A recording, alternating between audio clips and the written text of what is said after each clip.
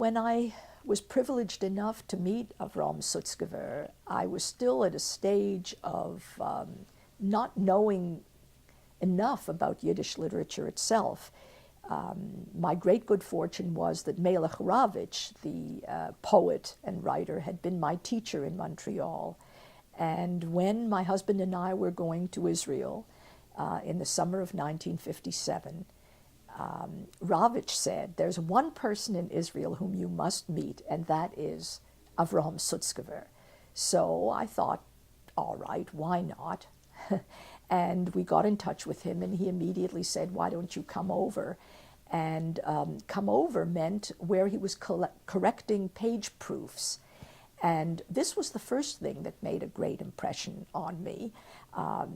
Out comes this man whom I would have recognized from the picture that Ravitch had shown me. Very blue eyes behind glasses, a very jaunty cap, because the sun in Tel Aviv was very hot. It was the summertime.